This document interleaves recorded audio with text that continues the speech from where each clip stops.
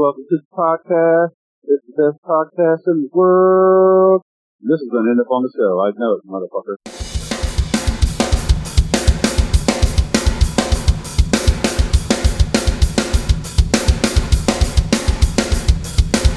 All my friends, they fly too high just to get burned. Yeah, just to get burned. I'm gonna look like fun, so I give it a try. Did you taste so good? Yeah, it always does. The first time. What is up, ladies and gentlemen? Welcome to episode 129 of Epitome of Stupidity, your favorite fucking metal show. The intro today is New Best Friend by fucking Deadguy. Yes, that fucking Deadguy.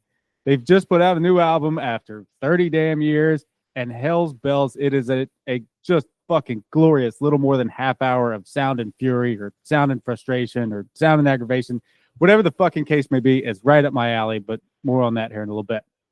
If you're new here, welcome in. I'm Clint. I'll be your host. There'll be about 3-ish minutes of me setting things up here, and then we'll be on to figuring out the right anger adjective to add to Deadguy. Among many other things, I'm sure. If you haven't already, hit the subscribe button for me there. That's because that's what I'm supposed to say. That's what you're supposed to do. Please and thank you. If you do so, all this fun stuff will come right to you free of charge. And if you're not new here, you already know all these things. Thanks for coming back. Here's the mead read. At EOS, we are in constant concern of your drinking habits because I'm pretty sure most of you could be drinking fucking better. Yes, I'm looking right at you, Ron. Do better by going to brimminghornmeadery.com and picking out some award-winning mead that they will ship right to your damn door. At checkout, use code EPITOMEAD, that's EPITOMEAD, and you'll even get a discount. Woo! You can thank me now. You can thank me later. You can thank me both at the same time. I don't know. Links for them, links for Brimming Horn, that is, will be in the show description here, so you don't have to worry about how to spell it. You can just click on that damn thing, and away you go. All right, some quick Clint notes on Deadguy. They're credited with some form of kickstarting the mathcore genre. They kind of famously released the album Fixation on a Coworker, and then never were able to tour with it for that lineup. 30 years later, they've just released the follow-up, Near Death Travel Services. That there are any amount of interpretations of these things. There's actually a documentary, is the word I can't find, called Deadguy Killing Music that I watched just last night, and it's fucking great. I recommend it, but only after you've listened to this conversation here.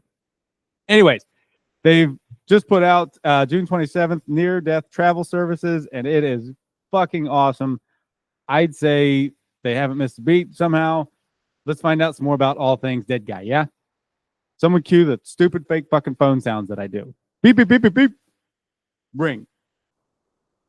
And they answered. On the line with me today are fucking Crispy and Keith of fucking Deadguy. Fellas, how are you today? Where are you calling? I live in upstate New York, close to the Canadian border by Lake Placid. It is...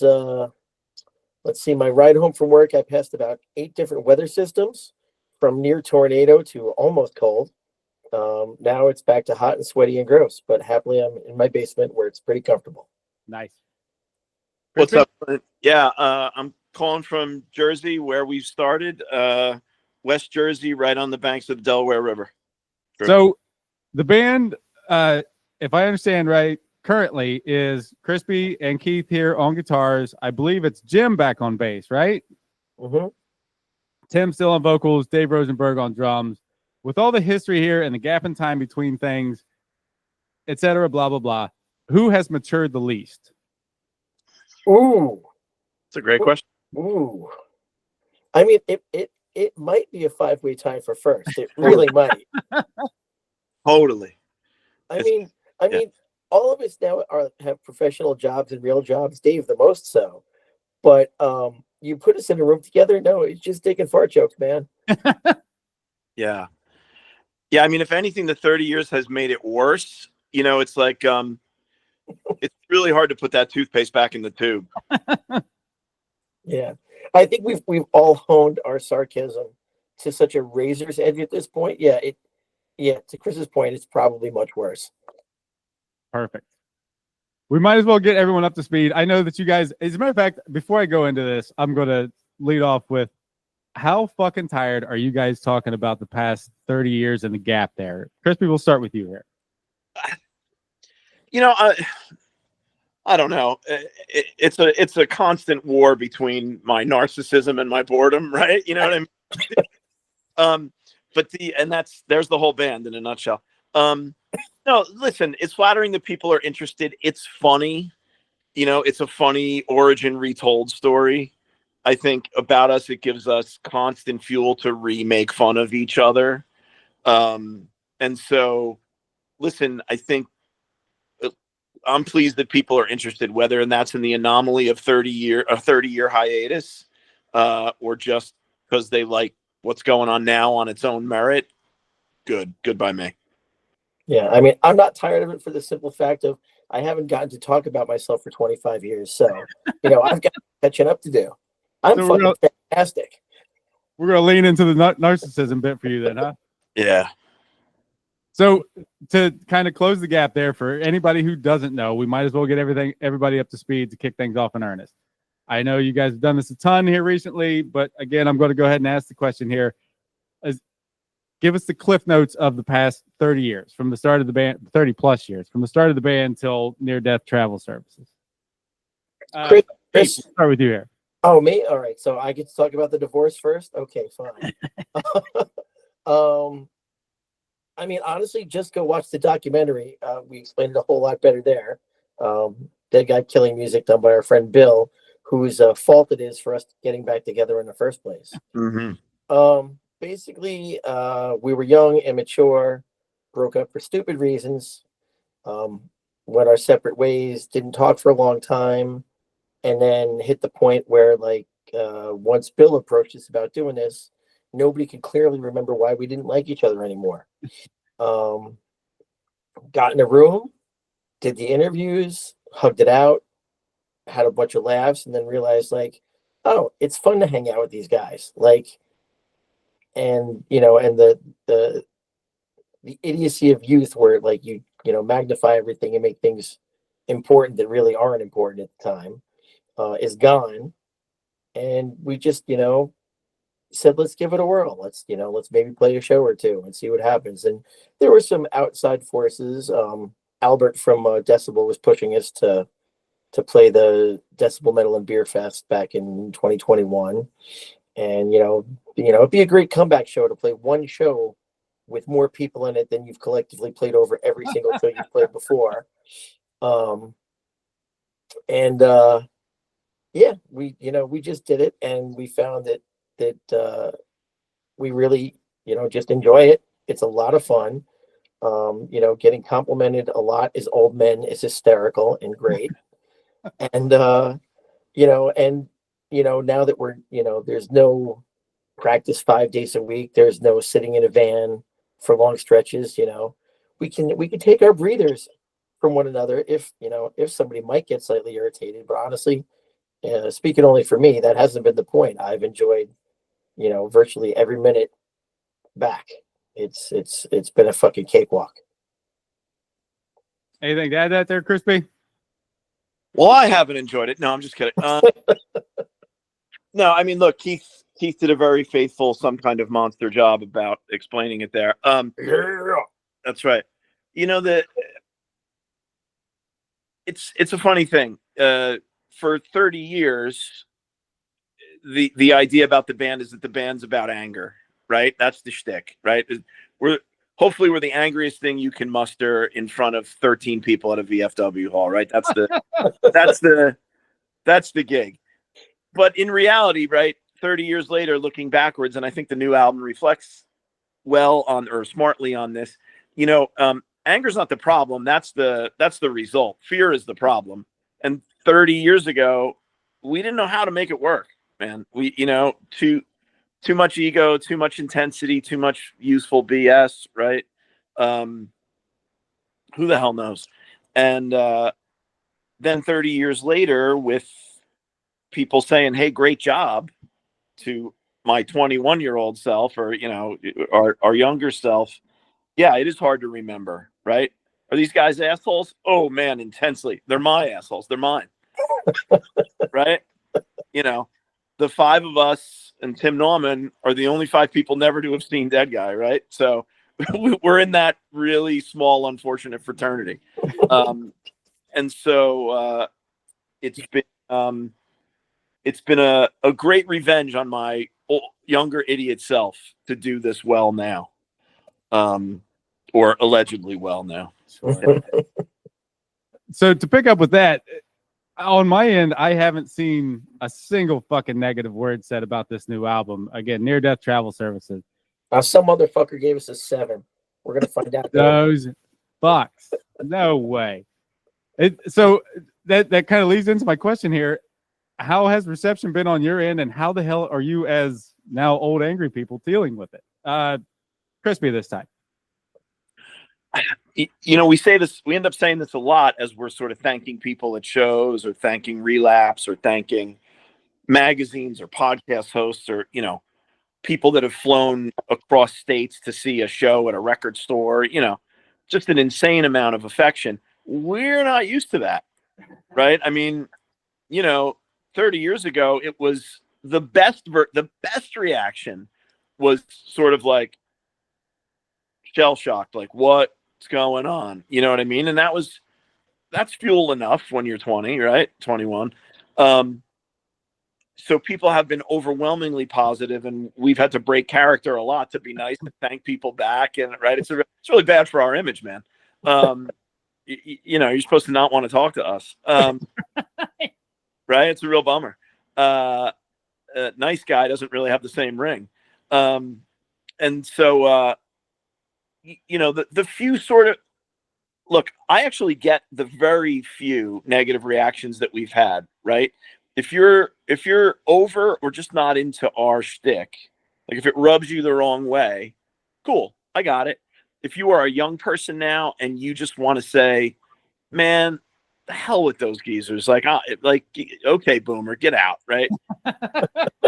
Like, you know what I mean? Like, play your fat fifth walking. Like, I get it, right? I would have been, the same.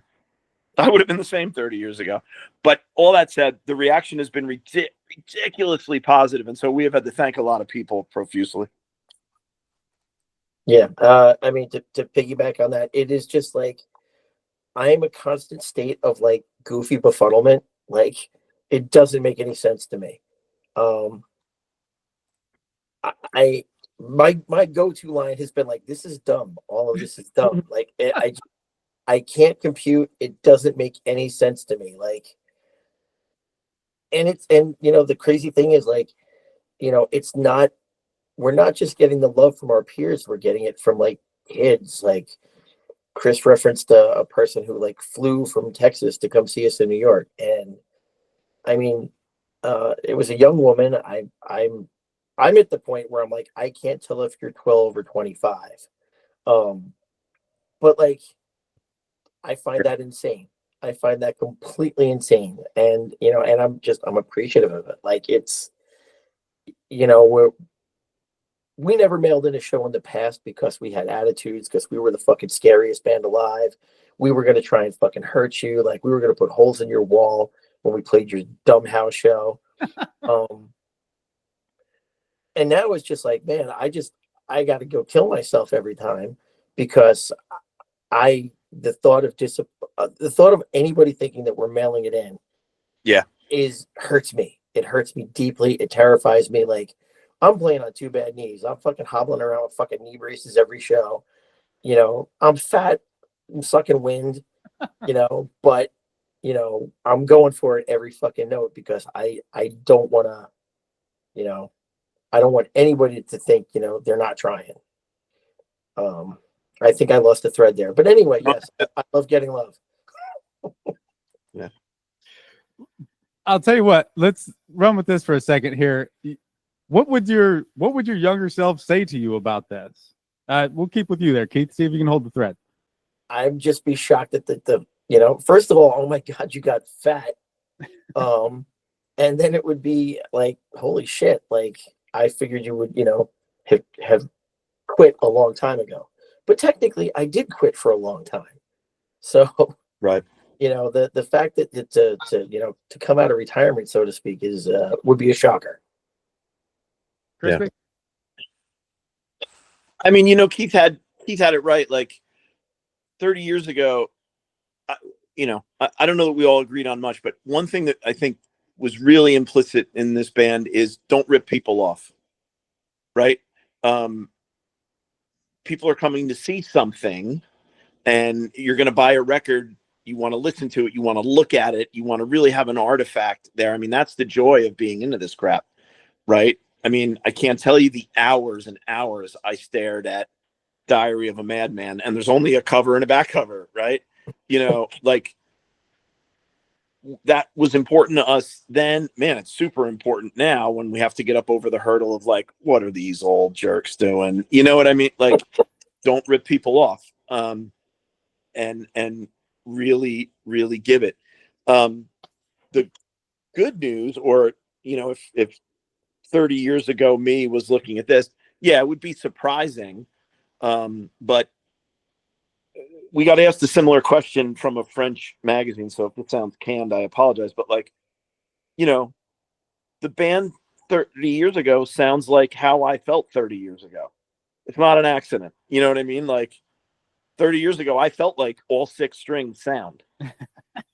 Now for the bad news. 30 years later, I feel like all 6 strings sound. And so, man, I want to tell you about it, good or bad. Somebody in the documentary, I forget, somebody very kind to us in the documentary, you know, was like, this is, you know, an anxiety attack with a soundtrack, right? This is a publicly sanctioned panic attack. Well, if that was true when I was 21, man, take a look out the window. It's super true now. Yeah. Right. So. Insanely, this album seems to sonically pick up where you guys left off. How long was it in the works once you started to realize that this was going to be a thing? Keith, we'll start with you. It's weird because I was probably the biggest doubter in the band. I was definitely the biggest doubter in the band. I was happy to be in Fest. I was happy to just like be like, all right, let's just fucking, you know, flog the dead horse of, you know, the record and couple of EPs we put out. And, you know, I was terrified about the idea of tarnishing the legacy. Dave and Chris and Jim and Tim were hell-bent on recording new stuff. So, you know, Dave started, you know, coming into practice with songs, there's skeletons of songs, and we'd hash them out, we'd work on them. And I was not comfortable with it until like closer to the end, you know, after we probably had like 5 or 6 songs, because I just was, you know, was unsure. And then once we got in the studio, it became very real. Once we got back with Steve Ebbets, who, you know, also did Fixation, that was like slipping into an old shoe. Like that was like, oh, this fucking guy. And it was, you know, it was fantastic. And, you know, and Chris has said it, we've all said it, he's, you know, still the same acerbic guy he was back then. And again, the familiarity like really helps, you know, made me comfortable, you know, even as he was telling me that I would suck and I'd need to fucking play a part 16 times. Yeah, I mean, it basically the studio is where it got really real for me. And then like being that I live where I live, I wasn't there for a lot of things. A lot of stuff was recorded without me. Like I was there for some basic tracks that I came and did my overdubs, but like I didn't watch any vocals get done. I didn't see some things get changed, as, you know, like I would come down and be like, oh, that's different, you know, I'd be in the studio recording guitar tracks and I'd have to FaceTime Chris and be like, what do you play here? I don't fucking, like, this is new to me. But and once the mixes came through, I was like, fuck, I think we made a Deadguy record. Like, you know, and then once the final mix came through, it was like, God damn, we made a fucking Deadguy record. Like, yeah, couldn't be happier with it. Couldn't be fucking happier. Crispy? Yeah, I mean, there's always the risk of buying into your own bullshit too much, right? And you end up with something that in an echo chamber you think is great and is actually garbage. You know, I wasn't really worried. One, because one of my hats in the band is to be like, nope, that sucks. Like, there's no world in which I'm going to go present that, right? To my own standard, whatever that is, or what I believe the band standard is. So when I have a Confederate warrior in Keith, I'm like, oh, well, two of us are wearing. This is great. No problem. Like, there's no way. And I would have been not happy, but I would have thought nothing of recording 11 songs, spending all the money and being like, well, I owe Relapse X amount of dollars now because I'm going to buy this and burn it. Right. You know, not for legacy as such, because I go back and forth about this, like the value of this kind of music. And by this music, I mean, let's just dumbly say punk rock, right? Or self-made, you know, let's call it what it is. It's folk music, right? It's made by people who are not otherwise professional. What's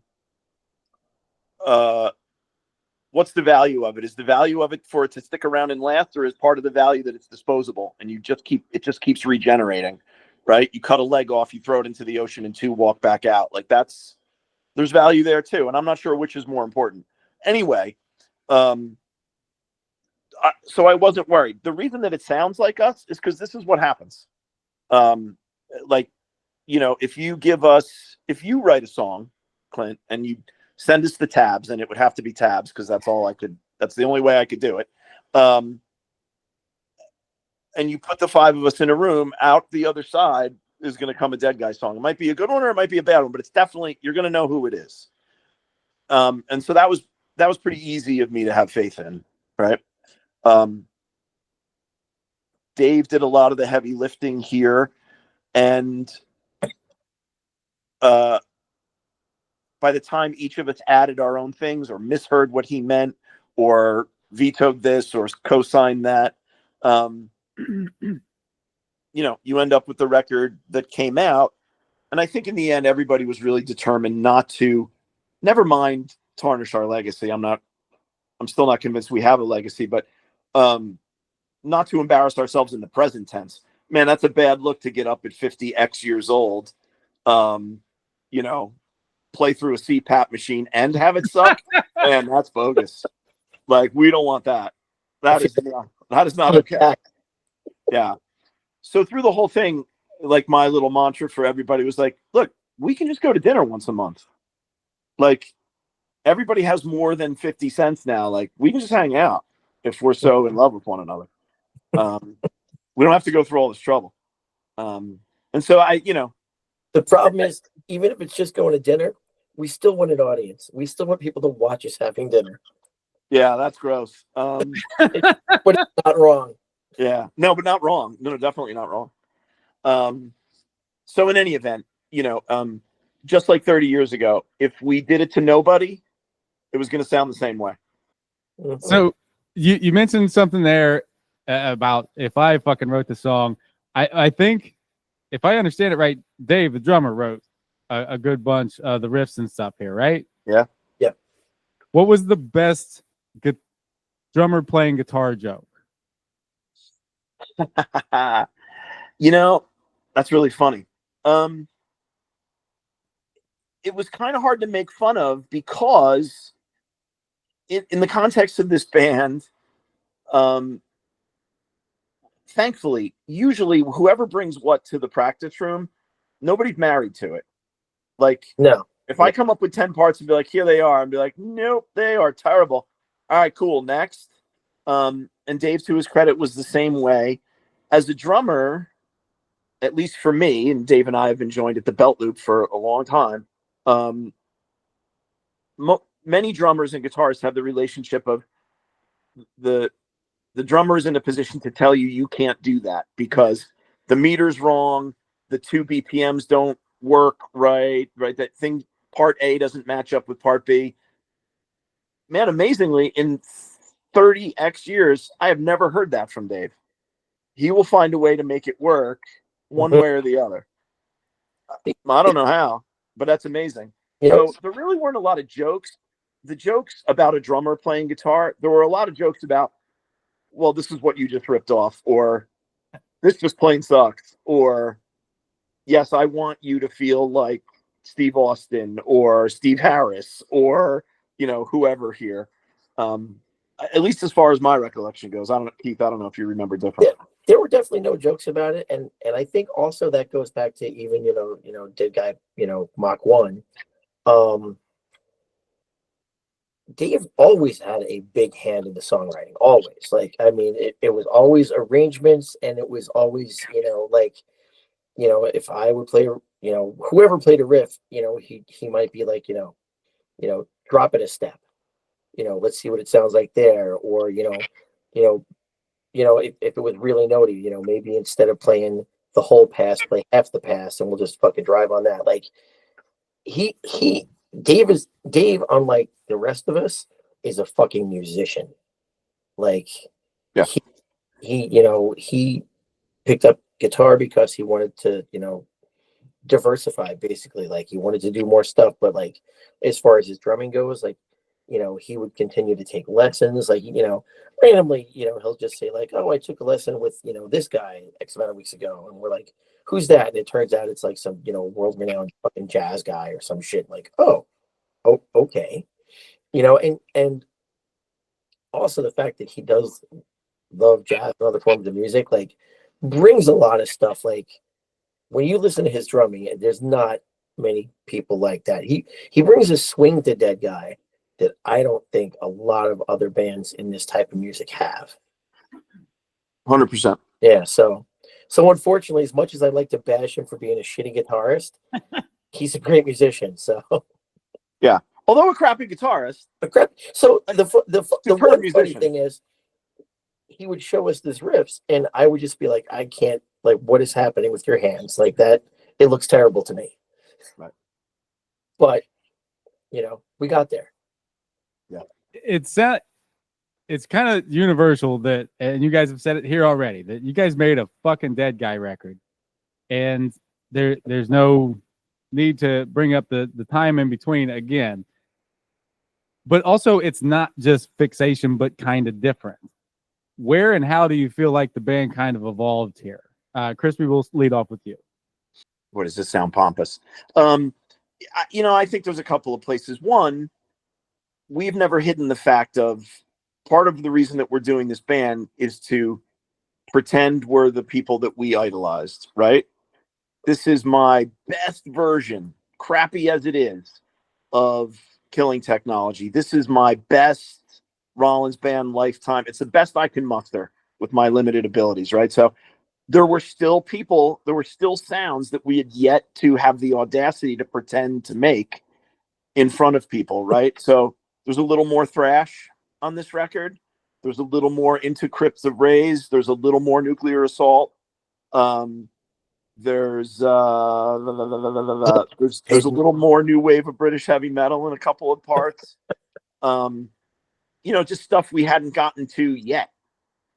One of the really pleasures of being in this band, I don't know about for being an audience member of this band, is that, these are 5 really lifelong dirtbags, like lifelong dedicated fans of this music. Do you know what I mean? Like we're talking about some real deep nerdery here.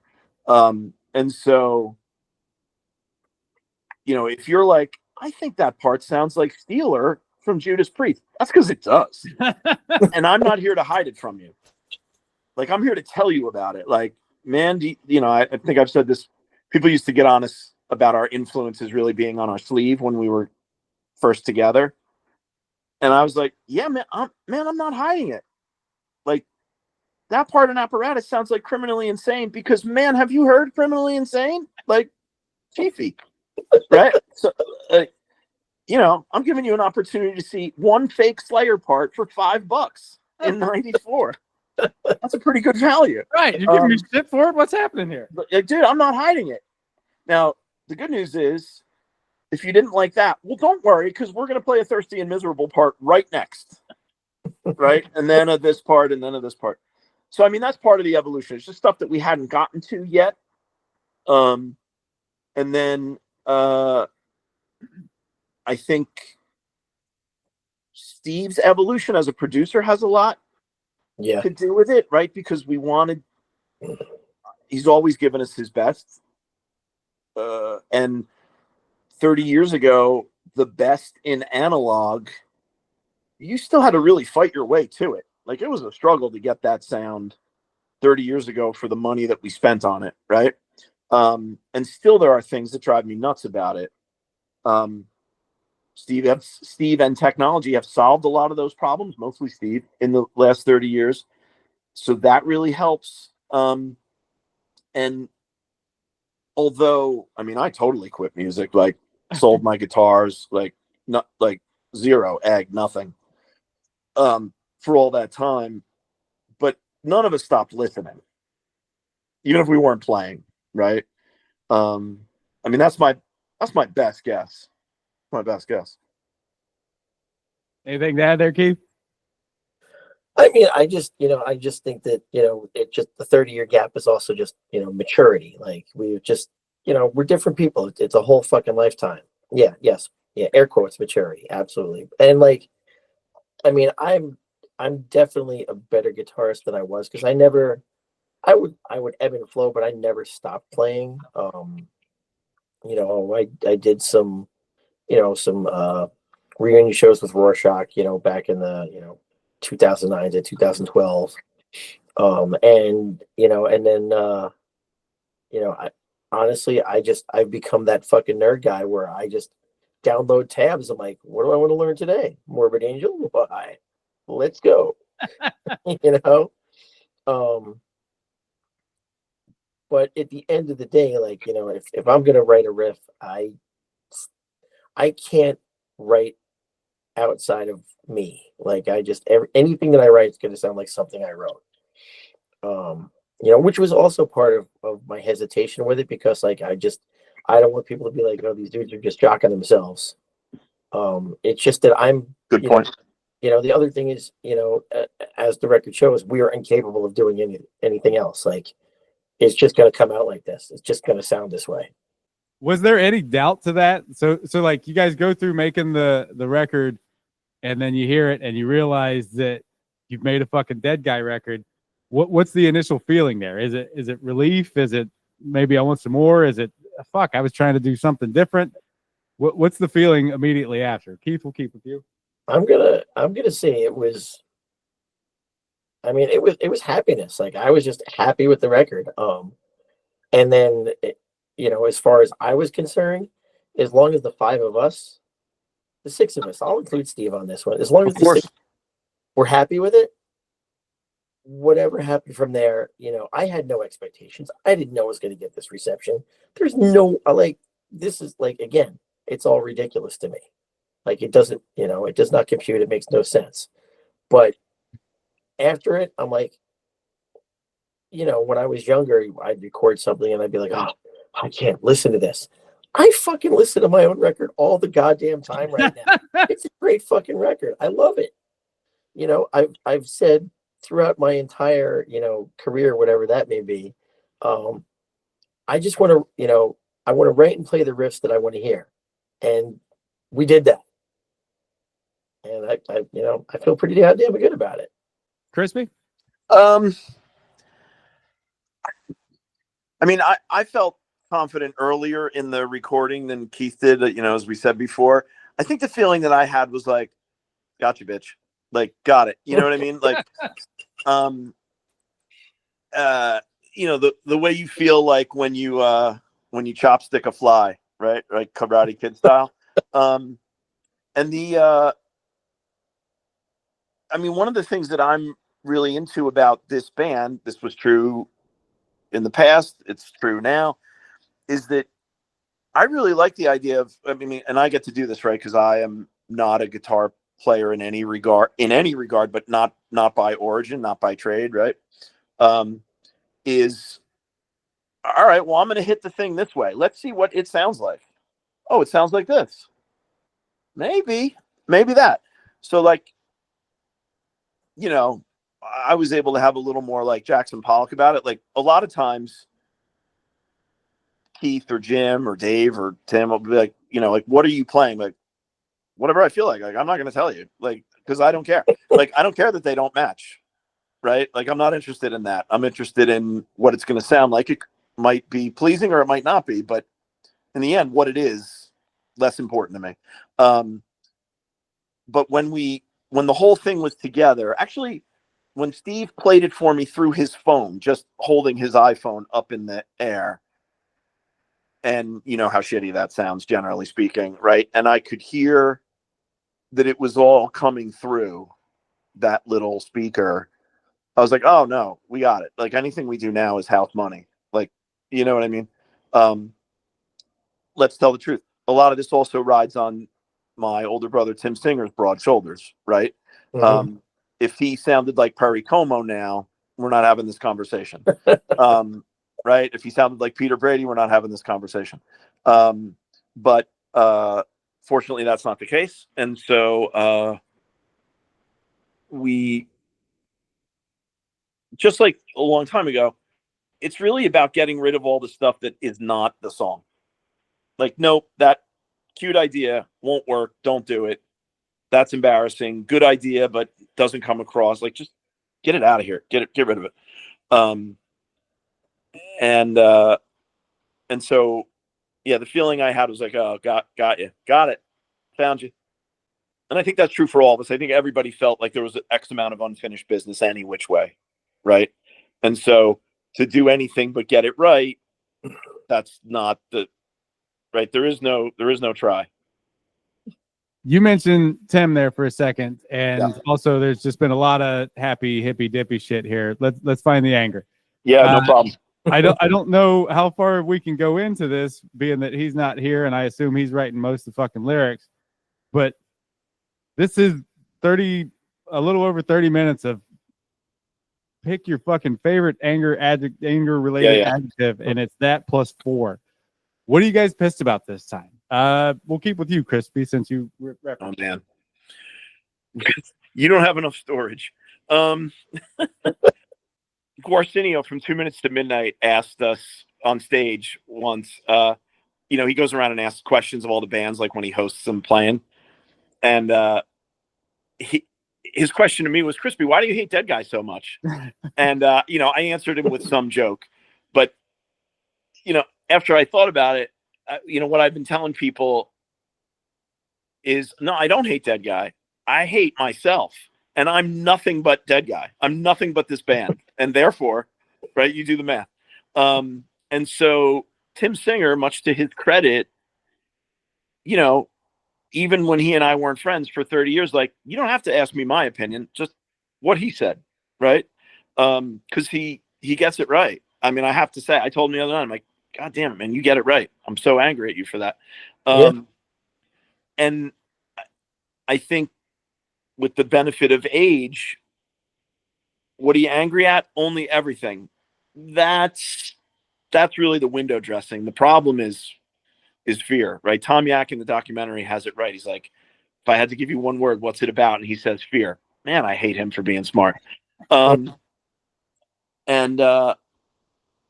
We used to give glib answers to that. Tim Singer would be like, I'm mad at traffic. I'm mad at this or that. And that's true. And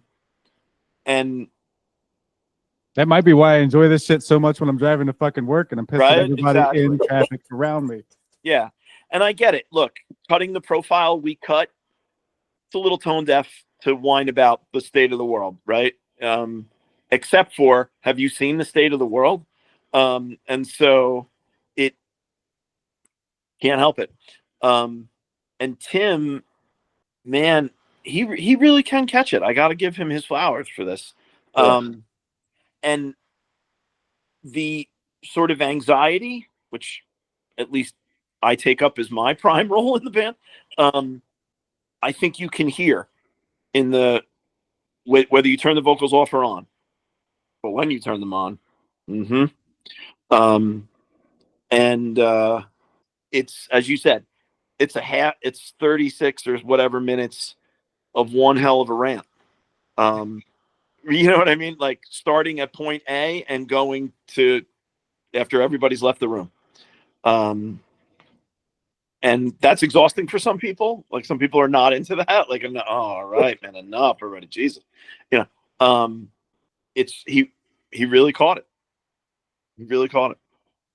So I know I lost thread there a little bit, but we are threadless today. yeah, for sure, man. That's our next band, Threadless. And last point, and then I'll shut up. I swear to God. Tim does a really good job, and I think the band does a really good job of being like, oh, and also us too. Like, it's not, oh, we got it, and we're angry because you all don't have it and suck. No. We're right there with you. equally so mad at ourselves. Like, so, like I said, like, I don't hate this band, just me. You know what I mean? And Singer, for all of his really pleasurable egoism on stage, which I love, gets that too. I think that's the real thing. I think people can sense that. Anything to add there, Keith? No, I think he pretty much hit the nail on the head. He's just got a way, you know, and he's also, I would say actually that one of the biggest differences from the first record to this one, he really knows how to turn a phrase now. Like, he was good before. Yep. He's gotten a lot better. Like, there's some words on here. I'm like, you fucking sly son of a bitch. Like, yeah, it's he's fucking good at it. Yeah, he's fucking good.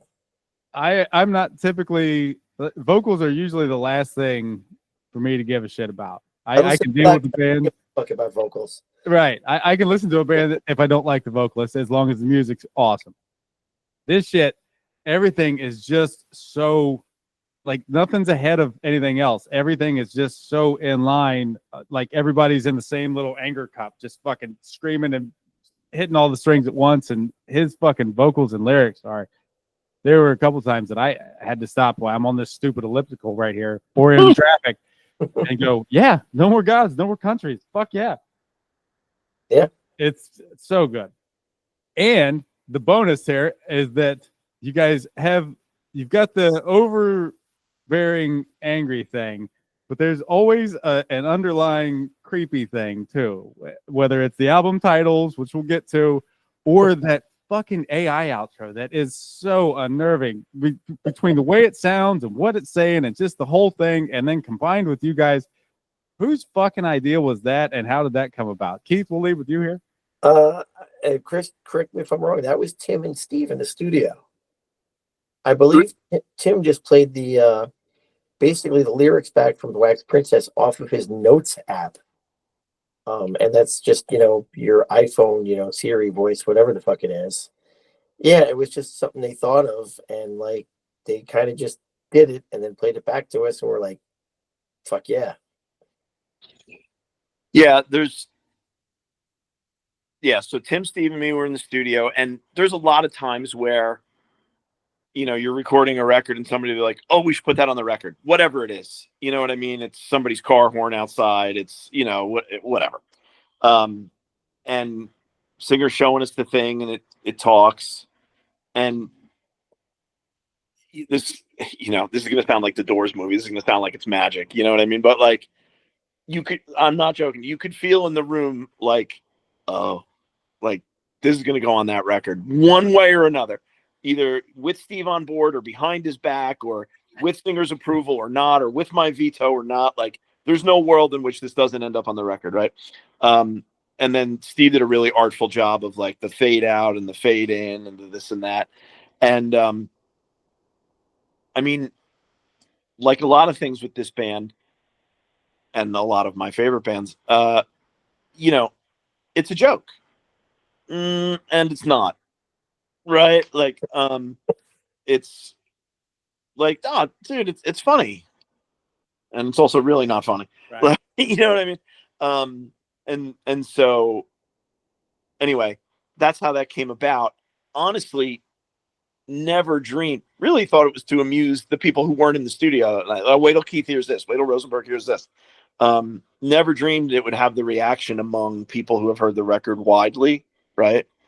But Yeah, nailed it. And as it turns out, the people listening to the record, of course, are smarter than the people making the record. You know, the meaning that people have extrapolated from it, I think, are very smart, and I'm glad that that's the way that it went.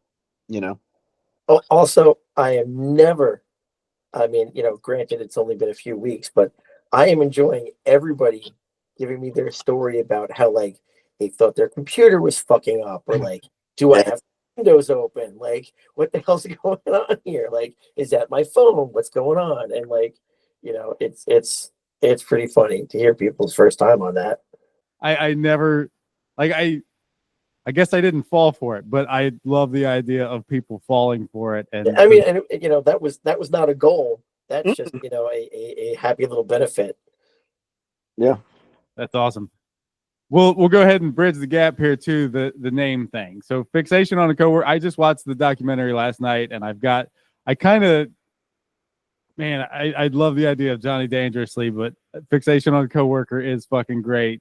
It's the right choice. It was the right choice. Were there near-death travel services? A, does the name have to contain a hyphen? And B, what was this one's Johnny Dangerously? Man, the list of prospective yeah. titles for this album are as long as, I mean, they stretch to the moon and back, right? I mean, yeah, it is super fair to say we spend more time on the titles of things than the making of the actual things. It was one of the early ones, and it was a joke that we had going inside our circle of idiots, and that was it. Kind of on brand, but and then we had another. I was really lobbying for a couple. Bruce Lee's grave was one I really wanted. I really liked. Oh God, what was the other one? It was like a slight variation, like New Adventures in Near-Death Travel, or Our Friends Are Trying to Kill Us was another one I really liked. There was a ton. But no hyphens. Yeah. And man, the hyphen was complex solutions to simple problems. Yes, that was a great one. That is fucking good. Yeah, super. Which also really describes us. Oh God, yeah. And super Don Caballero, right? Like true mathcore crap. Mm-hmm. The hyphen, we thought about the hyphen too, like with ourselves, like near death, like ugh, a hyphen, gross. Like it's this gross little typographical thing. But in the end, the fact of the matter is, you don't get the travel services unless you're near death. If you're perfectly healthy, you don't get to hang out. And so that was really important to us. Historically, and continued with Near Death, you guys have some of the best artwork, and just the plethora of fucking shirts that are in and out of whoever's taste may be. Is there ever anything that comes across for a shirt, for album stuff, for a fucking mug that you guys look at each other and think, probably too much? Keith? No, we I kind of figured that. We have no morals when it comes to that stuff. Like, basically, like everything else with this band, it's whatever amuses us. And again, not to make this the We Love Tim Singer podcast, but we are lucky to have a graphic designer of his caliber in the band. Like, he puts everything together, and when he gets an idea in his head, it's kind of like when you're writing music. Like if you got riffs coming out, you just go, and like we'll say an idea, and then next thing in the group thread, we'll have like 18 pictures of different variations of whatever the fuck we're talking about. And and then the hard part is kind of paring down to like what we're actually going to use. But it is a gift to have him, and especially when he gets into it, he's relentless about it, and it's gonna look fucking perfect. Yeah, I mean, I think the only reason we ever veto a thing is if we think, for whatever misaligned standards we have. It's too on the nose. You know what I mean? Like, so, you know, I mean, part of the mission of this band a little bit visually is to take the piss out of some of the, like, you know, skull, dagger, you know, bleeding mushroom, hellscape kind of vibe, right? Like that's sort of Everything I own, basically. yeah. I wasn't gonna say it. Well, me too, man. I mean, you know, this is stuff I love, you know, dearly, but like, you know, whatever. It just became our thing. Like, all right, lighten up, Francis. You know what I mean? Like, Yeah. we're gonna take a little bit of this. We're gonna take a little bit of the air out of this thing, and maybe it's this year's model kind of Ray Pettibone vibe, this year's Winston Smith vibe, whatever. All to singer's credit, visually. Further to everybody in the band's credit, everybody has like a ridiculous amount of ideas. You know what I mean? Like it's always a fist fight to get up to the front to be like, no, make this. Oh, try this, make this, which is terrific. So usually we're just a t-shirt company with occasional noise, right? Like the next record is going to be upholstered chairs. Like we're not making we're just going to sell you crap to put in your living room. That would make us lazy guy. Exactly. That's our third variation so far this conversation. Yeah. See, the names are important, man. Yeah, I mean, they sell themselves. Yeah. So anyway, like I said, the only thing that we're deleting usually is if we feel like it's too on the nose, like if it requires no effort to get the joke, you know. Well, to run with the leading here, were there songs left over? Crispy will stay with you. Never. There's never a moment we've been in the studio where we have extra. We have to grow to the size of our tank like Eddie Fish, right? And pressure and deadlines sort of in the end help with that as much as we dislike them. You know, there are maybe some riffs left over on the cutting room floor that we'll try and resurrect again, and maybe they get bounced or maybe they get fit into some other Lego piece, but there's no whole songs, zero. There's a mystery cover that's partially recorded that we intended to use but didn't. It's only the very scratch tracks. I'm hoping that appears later on in time somewhere else. Feel free to tell me what it is. I can't. I'll get, you know, we're corporate now. The lawyers are just gonna they'll murder me, man. And Corporate guy. Yeah. Anything to add there, Keith? No. We actually, the only thing I would say is I was surprised that the record was 11 songs. There was one song that I kind of thought was going to get the veto, but and it wasn't because I didn't like the song. I liked all of the songs.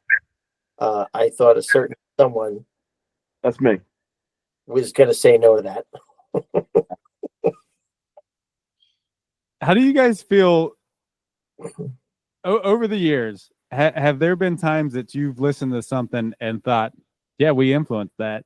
And how do you feel with being credited to being one of the pioneers of mathcore? Keith, we'll go ahead and keep with you, I guess.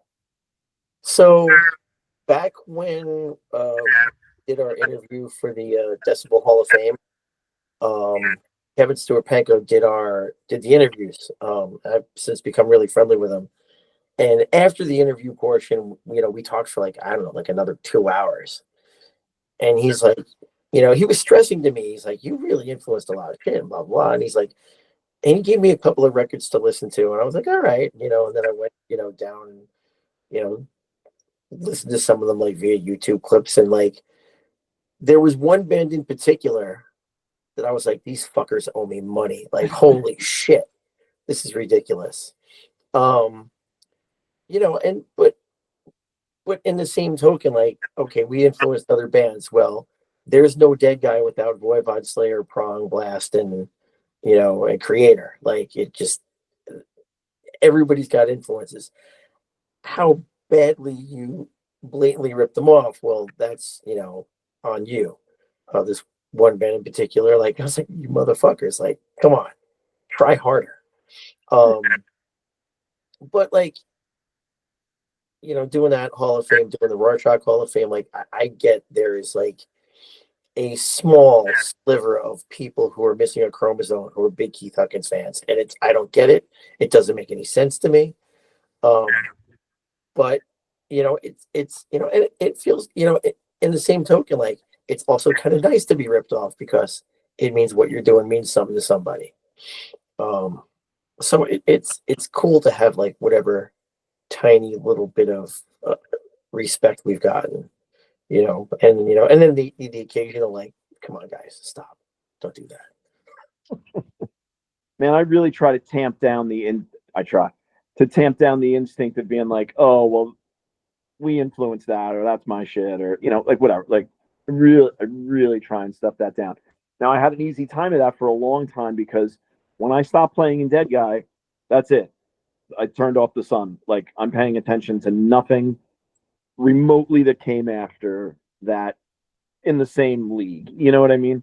And maybe 10 years hence from the band, there used to be an old channel on television. I think it was called Fuel. I don't remember. Yeah, I remember. Skateboarding and heavy music and, you know, whatever.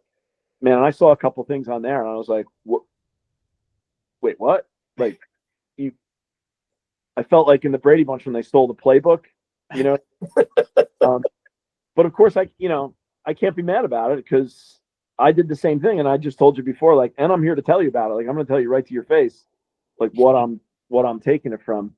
It was just hard to believe that it was us. You know what I mean? Like, we're not great. We're just some guys from Jersey. Like, you know, like that. How the hell is that going to happen? The particular term, mathcore, that's the one that I don't quite get, right? I can remember 30 years ago somebody asking Tim Singer, like, what's practice like? And he was like, it's like math. Now that's true, right? Because Rosenberg would be like, well, we don't have a 7. Let's do something in 7. Let's do something in 13. Or, you know, we would try and count things odd, not super oddly, a little oddly. But there are so many other bands that are more math, more Fibonacci, more, you know what I mean, calculus than us by a mile. There are other kind of subgenre monikers that I think probably fit us better, but who cares? None of that is the truth of the thing, right? It's flattering. We were just a little bit older than the people around us at the time doing new bands in 93, whatever. And we had a very clear not conversation, but unconscious conversation about, well, what's this band going to be like? Everything that we liked, as much as possible, all way tie for first, right? Like this band next to this band next to this band, like just a car wreck of all the stuff that we like. And part by part, song by song, that's really what it is. And so that it found a place, I think is very cool. If you ask a straight up metalhead, like if you ask somebody in a Blood Incantation shirt right now, like, oh man, what do you think of this? They really influenced the whole thing. They're like, what are you talking about? And if you ask a dude in like a straight ahead bootleg of a bootleg t-shirt, like, what do you think about this hardcore band? They'll be like, what are you talking about, man? Like, you know what I mean? And I'm cool with that. That's plenty good by me, because that's what if you press shuffle on my phone, that's what it looks like. While we're talking about math here, yeah, why the fuck is your mic at a 90-degree angle? Mine? Yeah. It ain't mine. It ain't yours. Do you know why, Keith? Mine is like that. Why you sing like that? Yeah. I have no idea. Okay. You probably have told me in the past, but we're old. I've forgotten. No, I've never talked about. Nobody's ever asked me. Curious. I need to know.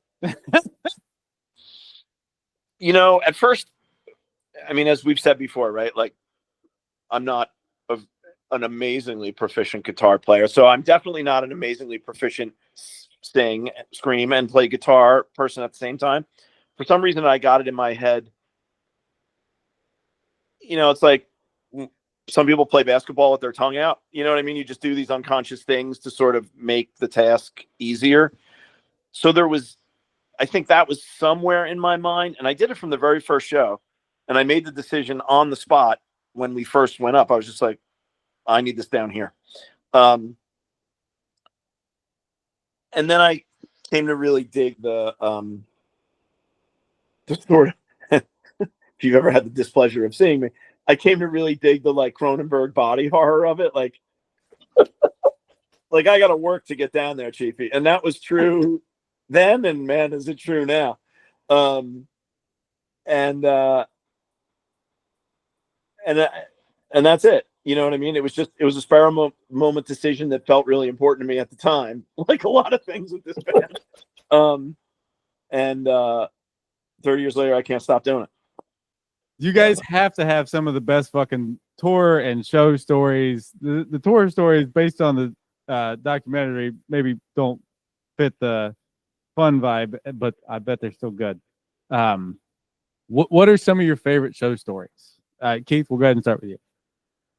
Because I remember one of these fucking stories from that. Here's the thing. You're probably better off watching the documentary because that came out almost 5 years ago, and I've had 5 more years of atrophy in my brain, and I remember even less now.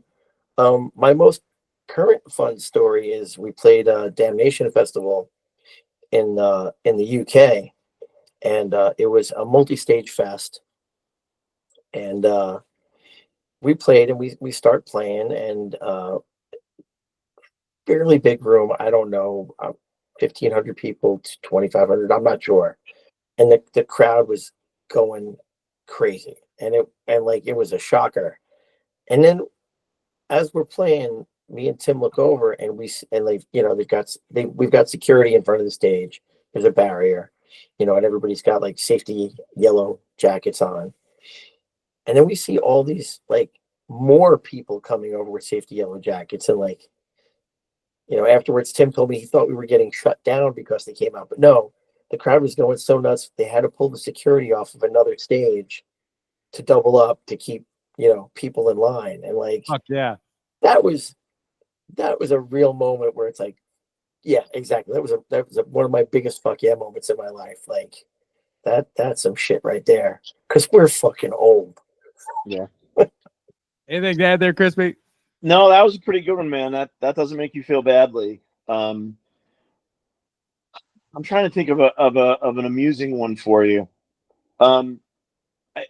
Just generically, like over the many, many years of the band, the thing that was constantly funny is, way back when there aren't 10 Thorn logo metal bands to play with at a VFW or at a crappily booked show on a half pipe in the middle of Nowheresville or, wherever it is we're playing. And so the shows would be like Deadguy and Strawberry Shortcake and the Yum Yum Crew and,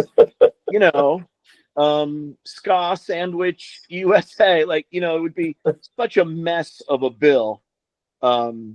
And usually in favor of us being the odd people out. You know what I mean? I mean, occasionally it would be heavy bands or, more aggressive music, but a lot of times, I mean, it's us and various shades of pop punk, right? I mean, that's what was going on. Man, that's funny.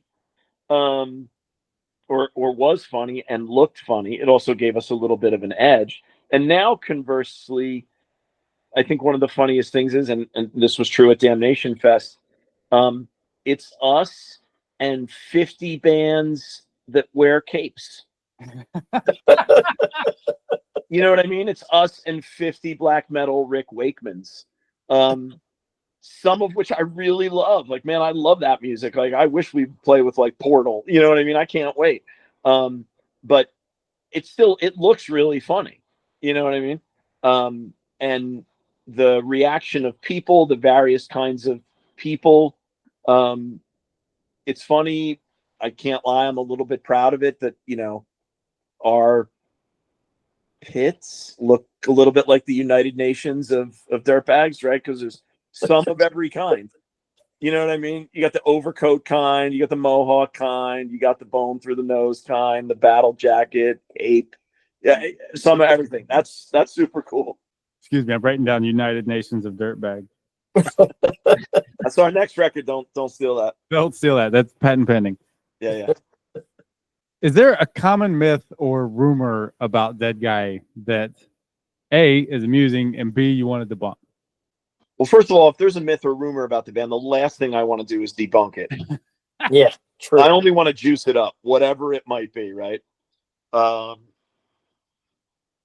think the biggest one is that, you know, there's a story about us selling the name to a Japanese clothing company, and people think that's what fake. made me think of this. Yeah, well, people think that that's a joke, and it isn't. And it was a hellacious bitch to get it back, in order to do this. That I did not think about that end of it though. Yeah. So I'm kind of reverse double negatively debunking, right? Yeah. So I mean, that's the problem with putting some jokes in your band. Like, people, sometimes you lose track of them. Like, what's a joke and what's not, right? Mostly everything is a joke. That happened to not be. I'm trying to think of another one. That was probably the biggest one. People brought that up occasionally in the documentary. I think there's a couple of like invented shows that we didn't play. You know what I mean? Like, Yeah. like people be like, "Oh man, when you played with, fill in the blank." Like, yeah, that definitely didn't happen. Like, in no world did we play with the Melvins. Or, I saw you in Chicago. We never played Chicago. Right, we never played in Chicago. Right, that happens a lot. Yeah, I saw you in Chicago. You might have seen me in Chicago just standing there, broke, right? And all five of us standing there, broke. But you definitely didn't see us play because we didn't. Yeah. When someone in your life that isn't aware finds out that you're in a band, how do you have that conversation? How do you do the whole "you wouldn't like it" thing? Crispy, we'll keep with you here. It's exactly, you just did it. You just had it. Chiefy, trust me, you don't want to know about it. Like, whoever you are, young, old, male, female, like, you're not into it, I promise. No. And I do my damnedest to not talk about it. Especially once it gets to the like, oh, what's the name of the band? Ugh, God. Right? I mean, that's not going to go good. And admittedly, the name is cheesy, right? It's cheesy at first blush. Like, I'm in a heavy metal band called Deadguy. Like, you know what I mean? Like, that's the best. Was heavy metal already taken? Yeah, that's what I'm saying.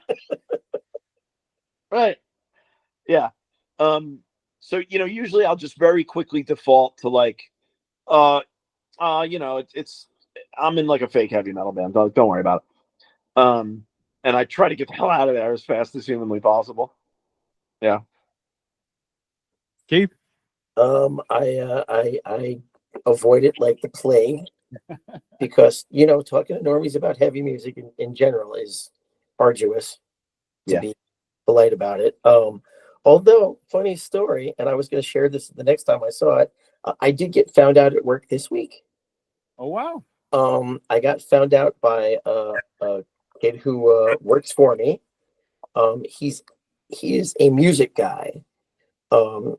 He's really into like jam bands, but also likes heavy music. Like, occasionally I'll hear him play like Cattle Decapitation, where I'm like, okay, Disco Biscuits to Cattle Decap. Like, okay, cool. Walk. So we were in our department at my job, and it was just the two of us. And he basically gave me a sly thing, like, he's like, so you're still playing shows, are you? And I was like, I don't know what you're talking about. He's like, dude, I found your band on Spotify. I know. And I'm like, okay, so you understand that if you breathe a word to anyone, your head comes right clean off, right? And he's like, dude, I've known I couldn't keep it shut anymore. I was like, okay, great, but you're gonna keep it shut now. And he's like, absolutely. So like I do still instill a little bit of fear, which is nice. It's good to know. But But luckily, he was somebody who gets it. Like, he understands. Like, you don't have to have the fucking awkward, conversations. Like when I was 13 in New Jersey, and kids go like, "Oh, you like kill your mother, kill your father" music. I do, but like, Yeah. I also, I don't have any plans like that. Like, Yeah. it's is it ridiculous? Yes, I know it's ridiculous. It's all very silly. There is no devil. Blah blah blah blah blah. But it's cool as shit. So go fuck yourself. Right. That's so good. The last actual question here before I round this into the dumbass way that I end these things. The obligatory. That's stupid, of course. I have to ask this because I have to ask this. And you guys have been asked this in every interview that you've done, I'm sure. What's the long-term outlook? Full tour, more albums, 30-year break? What are we doing here? Crispy will lead. I think it's probably doubtful there's a full-blown tour. It's just really hard to put together, right? It's hard to put together, period, for any band, and what to speak of when you are as near death as we. But I think we're going to do our damnedest to like fly in and fly out, like hit as many spots as humanly possible, schedules depending, and I'm absolutely not ruling out the possibility of more recording. I kicked around an idea the other day about a project that sounds so gross, about a recording that we would hope to do like pretty soon. But like everything else, if we can do it, like this record came out because we were satisfied we could do it. If we couldn't have done it, man, I couldn't wait to throw it into the ocean, right? And so, same thing next time around, right? It will come out correctly or not at all. Is my hope. Keith, anything to add? Yeah, I'm the sticky wicket in the band, so like touring is nearly an impossibility for me. But yeah, we're gonna do weekends, fly-ins. Maybe a week here, but never more than that. As far as the follow-up, I'm figuring 2040 is be right on schedule. That's what we be shooting for. So I'm going to put out something as a 70-year-old. I think that would be fucking great. Yeah.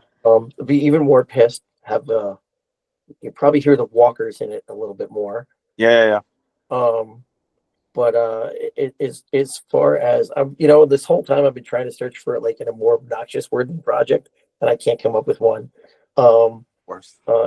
If that comes out, that I'm looking forward to that idea. My solo project. Yeah. Me and yeah, I got nothing right there. Fuck it, I'm just gonna let that die on the vine. It sounds like a fun idea, but we truly haven't actually really hashed out the idea yet. Yeah.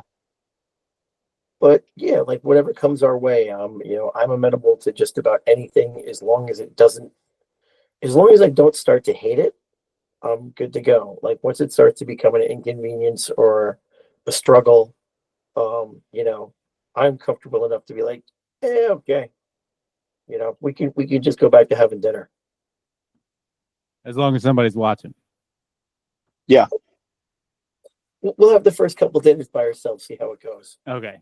Again, so gross. The documentary, at the end of it, it's almost like you guys are presented and surprised with your instruments, and there's the half-ass little jam thing there. And Crispy's mentioned that you stopped playing guitar. How did that go? And we'll lead with Crispy. You saw how it went. Well, for me, it's very familiar, right? Because I know the beginning riff of 1,000 songs and no more than them, and no more than the beginning riff, right?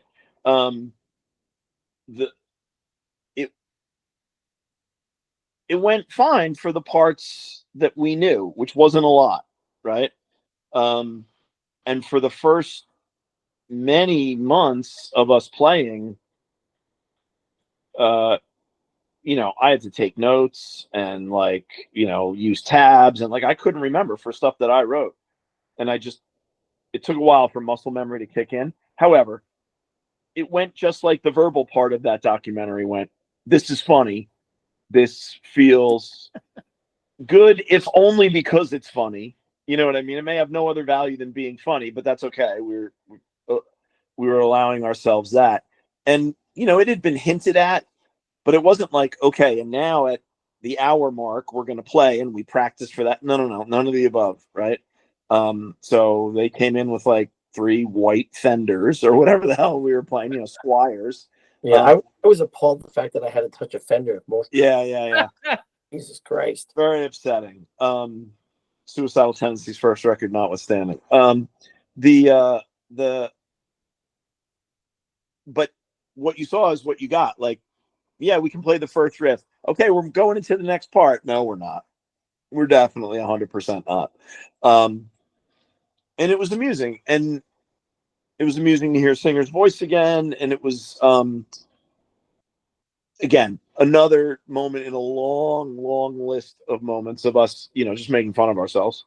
And it was cool. Keith, anything to add there? No,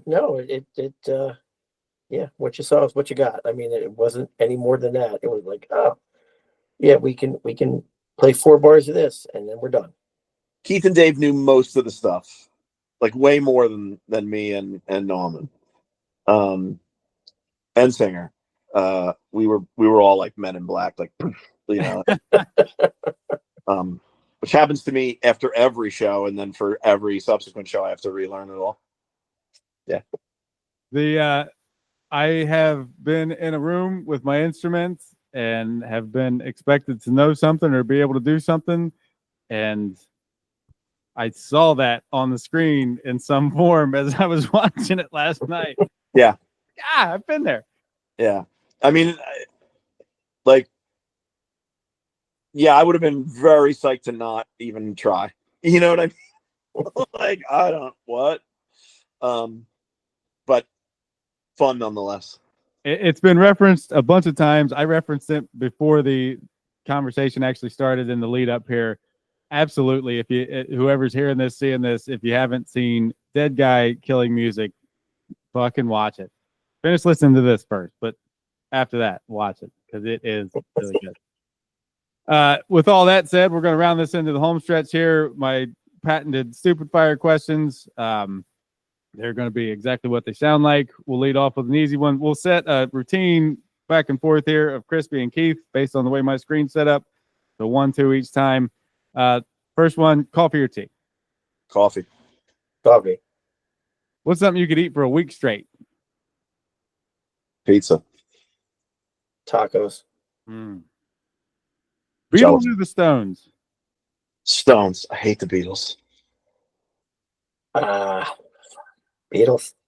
The Stones get too samey. They bore me.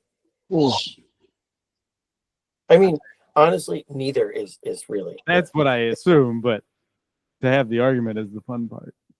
Mm-hmm. If you had to compare Deadguy's music to an animal, what would the animal be? Ooh. Most dangerous game, human. Haven't had that one yet. Ooh. Well, you stole that. I can't say that out. I'm going to say wounded bear. This is, as I commonly note, this is the animal section of the show. If you could ask one animal one question, what's the animal? What's the question? Oh man, it's my dog and the current dog I live with, and any dog I've ever lived with. It's just, tell me you speak English, right? Man, they're so close. Dogs are so close to talking, man. I can't wait. They are gonna F us up so hard. I can't wait till they talk English. They are going to have so much dirt. I mean, I'm going to go down the same thread. I'm going to say, in particular, my dog Dudley, and it would just be tell me everything. Right. Totally. God, Jesus. What's the song you grew up with that you hope to never fucking hear again? Man. Time in a Bottle. I'm not going to say that I grew up with it because it came out when I was, in my early 20s, I believe. But Fast Car, I fucking hate that song. I hate that song with a passion of 1,000 suns. And then some motherfucker made a country version of it and somehow made it worse. And I live in the sticks, so I have to fucking hear it randomly at points. And it's a nightmare. It is a waking nightmare. What's the best concert you've ever been to? Man, that is tough, Chiefy. You're gonna get 3. I can't narrow it down between 3. Oh God. And if I think about it more, it's gonna go up to like 9. Motorhead blew me away. Sure. That makes all the sense in the world. Keith, what are your 9? We're gonna go with Voivod, April of 85. No, 85 or 86. Oh Jesus, Rain Man. I don't know. All right, whatever. Their first US show at the Ritz opening for Venom. Slayer at the Ritz, December 86, hands down the scariest show I ever went to. And Neurosis at CBGB's. I know it was in the summer. It was right before Through Silver and Blood came out, and they played most of the record, and nobody had heard it before. And I literally had my thighs touching the stage at CB's, and like it was pants shittingly amazing. Like it was. Yeah, they were mean then, man. Like they were so fucking mean. You felt every drum beat when they pulled out the extra drums at the end. Like it was transcendent. What's the first album you ever bought? Not format specific. Blizzard of Oz. Actually, I bought 2 on the same day. I was super rich back then. I bought I Love Rock and Roll and Blizzard of Oz. I know the first record I ever got was Kiss Alive. So I'm going to say the first record I ever bought was a Kiss record, but which one, I don't know. All right. Go-to karaoke song. Oh, Knock 3 Times. Yeah, Tony Orlando and Dawn. Come on, man. Too good. I mean, I'm looking forward to that, and I'm Yeah. going to refer to my earlier comment about get your fucking mic stand away from me. Sausage links or patties? Just to throw an extra dumb one in here at the end. Links. See, I like a fucking nice bagel sandwich, so I'm going patties. All right. The actual last question here before we round into the thanks is very unique to the show. Only I do it. Patent pending. You've never heard this before. It's definitely original. We'll do the same rotation here. You, Crispy, and Keith get sent to separate islands by yourselves for the rest of your life. You get to take one album with you. What's the album? Oh, just one, you bastard, you cruel MF. For me, it's A Love Supreme. John Coltrane. I'm sure everybody saw that coming. It's on my 5, like it's on my Desert Island Discs 5, which is a lot more helpful. But if we're talking about it, it's either that or Volume 4. But I'm gonna have to say I Love Supreme. Keith? Rain and Blood. There's no other answer. There's no other answer. So a quick fucking story. The guy that a former supervisor of mine from 1,000 years ago, him and I still keep in touch. He lives in Arizona now. He is the first person to tell me about fixation on a coworker. And eventually I got around to it and had to say, it's one of the fucking worst things in my life to have to tell this dude, all right, you're right. That's really fucking good. When him and I first met in 2004, not long after we realized that we were into the same kind of music, we're working third shift. So this is like 2:00 in the morning. I'm walking into the office. He stops me. He says, Clint, I've got a question for you. There is a right answer. I'll give you the rest of the shift to figure it out. It was either the best or most influential, some version of best metal album, whatever the phrasing there was. And I was immediate. Volume 4. Yeah. He stood there fucking flabbergasted. And once he caught his breath, he said, I'll be damned, Clint, you're right. The only other answer I would have accepted was Rain and Blood. Right. Right. Here's you, Sam. That's still good in my fucking book. At this point, I'm going to once again reiterate, watch Deadguy Killing Music. It's really fucking good. At this point, I'm going to say at this point again, we'll do some thanks and then end on a high note. As always, thanks to the Brimming Horn guys. Links for them and the podcast in the show description. Give the show a follow and subscribe while you're clicking things. All of the Deadguy links are there as well. They made it easy for me. They've got a link tree, so it's just one nice clean link. last but certainly not least, thanks to Crispy and Keith for talking with me today. It's been a shit ton of fun. If you, for some reason, haven't heard Near Death Travel Services, fix that immediately and do it with lots of volume. Fellas, at this point, I'm going to turn it back over to you. Yeah, Clint, thanks so much. This has been a blast. And I guess he's going to make you listen to a New Best Friend off of Near Death Travel Services now. So, Your Funeral.